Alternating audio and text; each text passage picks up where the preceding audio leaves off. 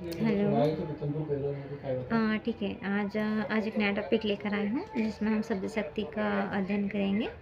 शब्द शक्ति 10th की सिलेबस में है, आप इसको अच्छे से रीड कर सकते हैं ना, एग्ज़ाम के लिए इम्पॉर्टेंट है। शब्द शक्ति, अगर हम परिभाषा देखते हैं तो शब्द और अर्थ का जो संबंध है वही शब्द शक्ति कहलाती है। ठीक है, शब्द और अर्थ के संबंध को शब्द शक्ति कहते हैं।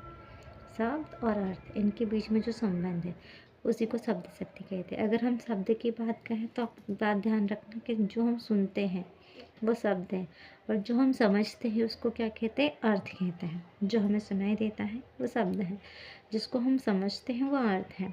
तो शब्द और अर्थ के संबंध को ही क्या कहते हैं, शब्द शक्ति कहते हैं। शब्द में निहित शक्ति को ही शब्द शक्ति कहते हैं। शब्द के अंदर जो शक्ति है, मतलब जो शब्द के अंदर क्या छुपा रहता है, कहीं ना कहीं अर्थ छुपा रहता है। तो शब्द में जो शक्ति है उसको ही क्या कहते हैं, शब्द शक्ति कहते हैं।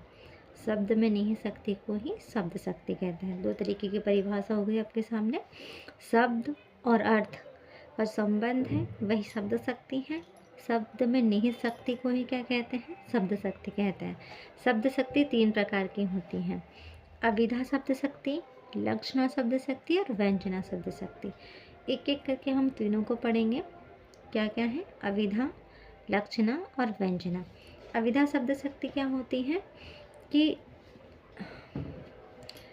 अविधा शब्द शक्ति क्या होती है, जिस शब्द शक्ति से सीधे अर्थ बोध हो। जिस शब्द शक्ति से सीधे अर्थ बोध हो उसे क्या कहते हैं, अविधा शब्द शक्ति। मतलब मुख्य अर्थ, जो मुख्य बात हो वो हमें समझ में आ जाती है अविधा शब्द शक्ति में। जिस शब्द शक्ति से सीधे अर्थ समझने का, एकदम कोई भी वाक्य हम पढ़ रहे हैं और सीधे हमें अर्थ समझ में आ रहा है, वो किस में आ जाएगी, अविधा शब्द शक्ति। इसमें सरल वाक्य आता है। सरल वाक्य, एक वाक्य पढ़ा हमने, उसका सीधे अर्थ समझ गए, उसे क्या कहते हैं, सरल वाक्य कहते हैं। ठीक है, अब बात करते हैं हम इसमें अलंकार की। चाहे वो अविधा शब्द शक्ति हो, लक्षणा शब्द शक्ति और व्यंजना शब्द शक्ति हो, तीनों में एक एक अलंकार पाए जाते हैं। तो हमें अलंकार ध्यान रखना पड़ता है ना। तो हम पढ़ेंगे अभी अविधा शब्द शक्ति में अलंकार। मैंने अविधा शब्द शक्ति में एक अलंकार लिखा है,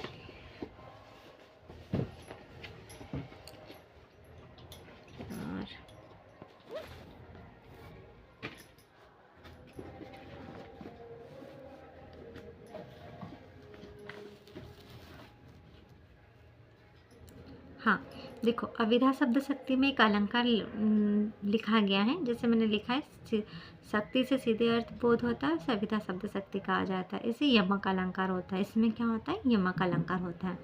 जैसे देखो, पुलिस को देखकर चोर भाग गया, एक वाक्य है, हमें सीधे अर्थ समझ में आ रहा है कि पुलिस को देखकर चोर भाग गया। सीता का मुख सुंदर है, सीधा अर्थ समझ में आ रहा है, सीता है, उसका मुख कैसा है, सुंदर है।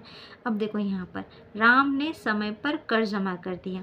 यमक अलंकार क्या होता है, जहाँ दो शब्द हों और दोनों के अर्थ क्या होना चाहिए, अलग अलग होते हैं, वहाँ पर कौन सा अलंकार होता है, यमक अलंकार होता है। अब देखो, राम ने समय पर कर, कर मतलब क्या है, टैक्स होता है यहाँ पर, और जमा कर दिया। ठीक है, समझ में आ रहा है, यहाँ पर जो कर है इसका अलग अर्थ है और यहाँ पर जो कर है इसका अलग अर्थ है। लेकिन वाक्य तो हमें समझ में आ रहा है ना, सीधे सरल अर्थ निकल रहा है इसका। राम ने समय पे कर जमा कर दिया। ठीक है, अविधा शब्द शक्ति, जिस शब्द शक्ति से सीधे अर्थ बोध होता है, मतलब कोई वाक्य है जो हमें इसीलिए समझ में आ जाता है, उसे हम अविधा शब्द शक्ति कहते हैं। इसमें यमक अलंकार होता है।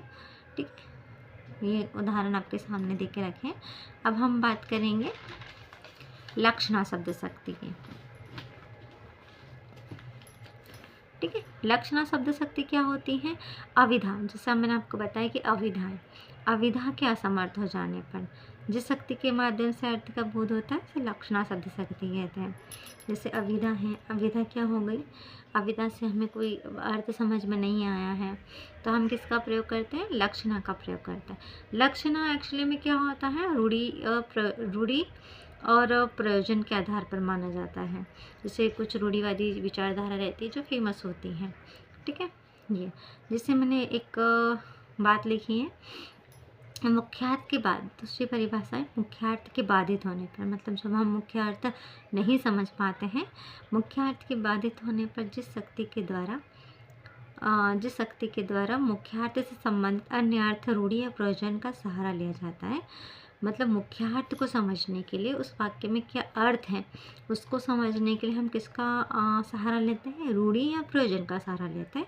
उसे लक्षणा शब्द शक्ति कहते हैं। जैसे मैंने लिखा मोहन बैल है, तो अब ध्यान रखना मोहन क्या है? मानव है, और बैल क्या है? पशु है।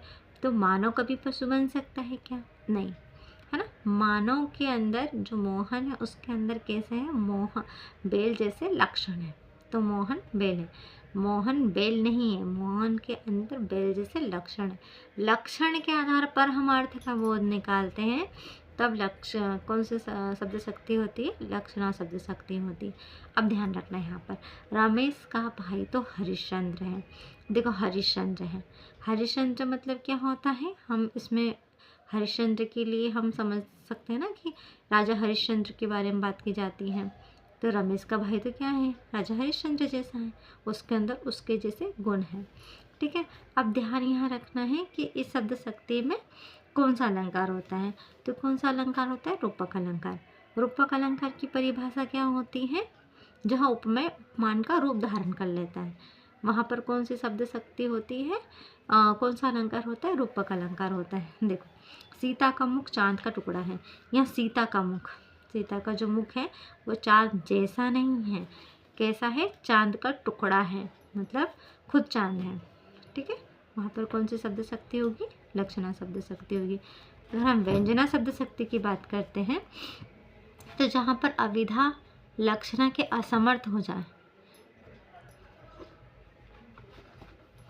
जहाँ पर